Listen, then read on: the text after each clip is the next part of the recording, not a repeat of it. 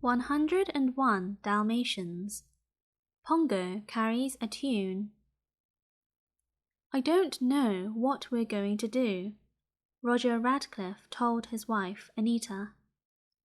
We have all these puppies to feed, and I don't have one song to sell. Don't worry, Anita told him. I'm sure you'll be inspired soon.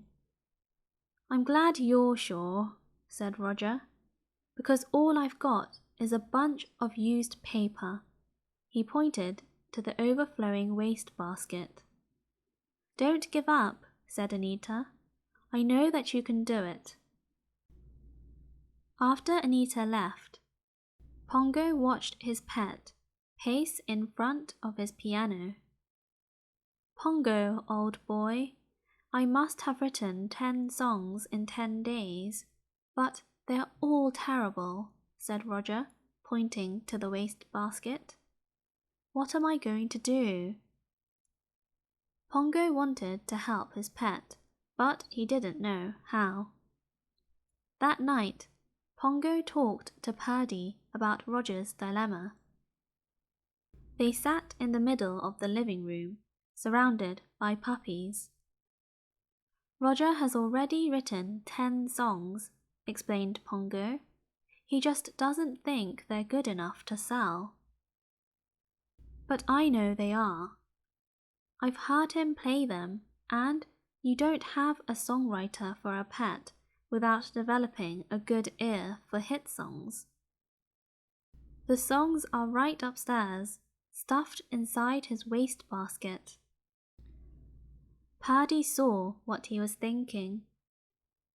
Do you know the way to the music publisher? She asked. Pongo nodded. I've taken Roger for walks there dozens of times. I think you should try it, said Purdy.